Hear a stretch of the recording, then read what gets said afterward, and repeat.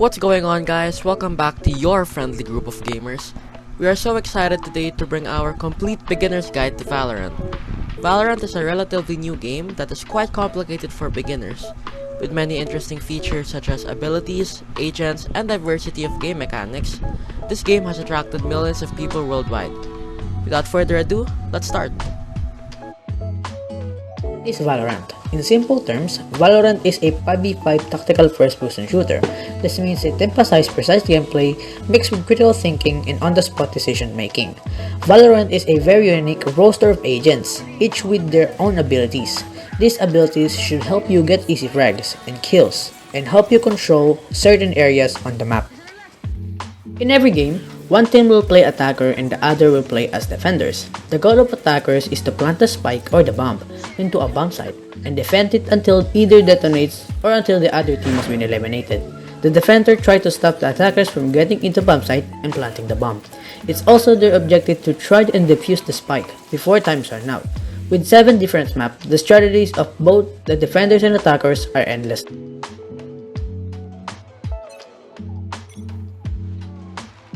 Valorant has 18 different agents that you can play. Agents are divided into 4 roles: duelists, initiators, controllers, and sentinels. Duelists are the agents with more aggressive abilities that are made to create a lot of space as the attacker team tries to enter the site. These are the agents that should be the first to get into site and make sure that their team can safely plant the spike. Common abilities of duelist agents are flashes and temporary walls. Initiators are the agents that can help open the site and reveal where opponents are.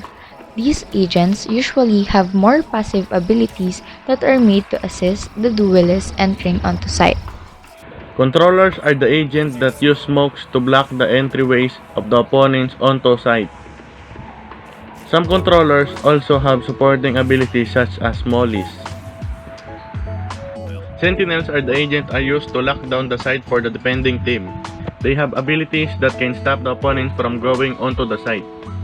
For example, Cypher has a tripwire that alarms when an opponent tries to go through it. Sage has a wall that can block an important entryway. Each agent also has an ulti. To put it simply, this is the strongest ability of an agent. For example, Sage's ulti allows her to revive a dead teammate. So with all this, which agent should you play? For beginners, we should suggest learning the basic of abilities with the agents like Reyna, Sage, and Brimstone. These agents are the simplest in the classes. Let's start with Reyna. Reyna's kit is pretty simple. She has a throwable blind that can nearsight opponents and turn their vision purple. Once she gets the kill, she has the ability to either heal or turn into a ghost and reposition while being immune to bullets for 3 seconds.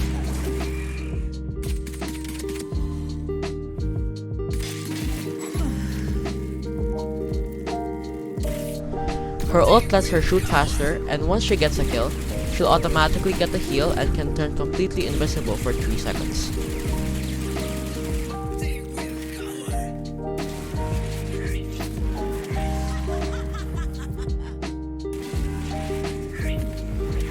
Let's move on to Brimstone.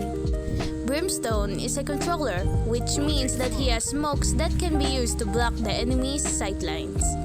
If you press E, he opens a sightlight wherein you can see the outline of the map. Press left key to position where you want your smokes to go and press right click to drop them onto the map. Brimstone also has a molly that deals high damage to people who stands on it. His third ability is a steam beacon. Once it hits radius, you shoot and reload faster. Brimstone's ult is a big laser beam that shoots down from the sky. Using it, it's similar to his smokes.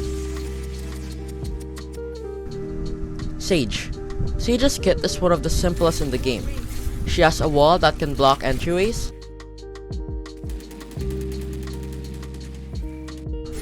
a orb that slows down opponents in it,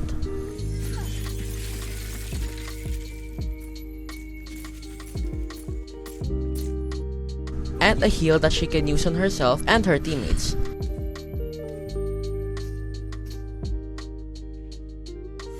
Sage's ult gives her the ability to revive dead teammates as well.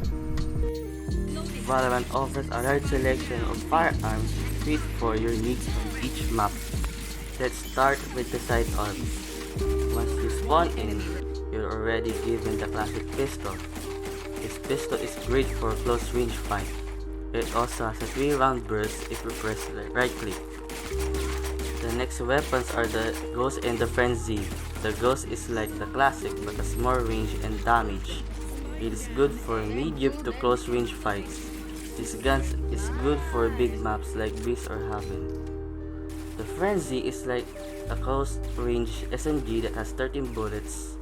You should really only use this gun for close range fights. This gun excels in maps like Bind or Split. The Shorty is a really cheap shotgun that shoots in a round of 2. It deals high damage when close to your opponent. If it's a pistol round, we should suggest using either the Ghost or Frenzy depending on the map that you're on. Moving on to primary weapons.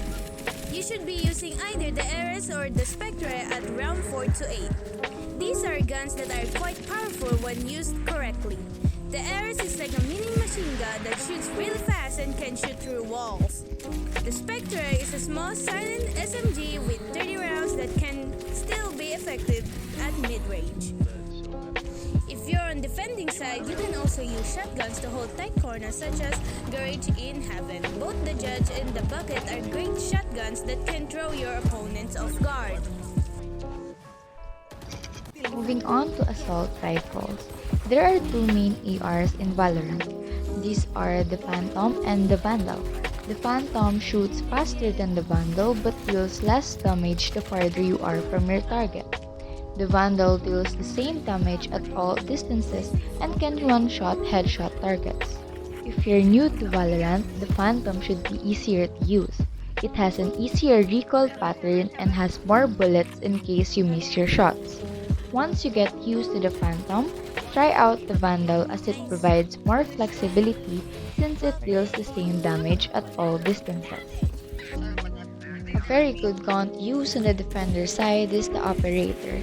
It can one-shot opponents at any range. Its only weakness is the hefty price of 4,700. However, if you can hit your shots, your money spent will surely be worth it. Now that you have the basic understanding of Valorant, it's time to learn some simple tips and tricks. You can change your crosshair by going into setting and then pressing the crosshair tab. Here are some of the crosshair settings that we would recommend.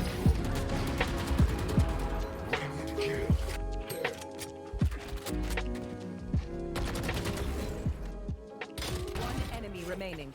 You will spike down A. One enemy remaining. A.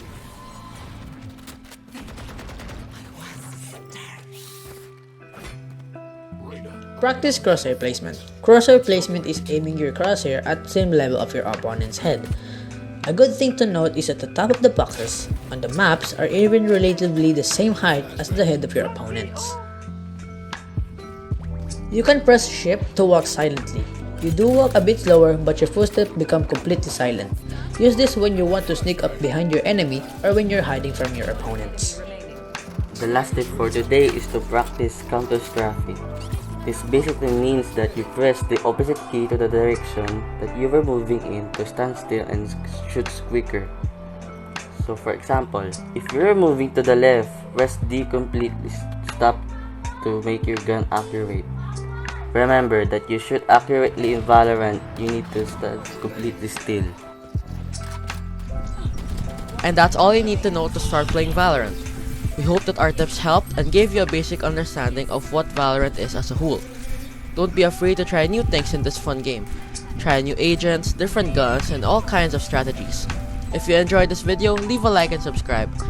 Once again, this is your friendly group of gamers, GameXplain. Remember, have fun and enhance your play.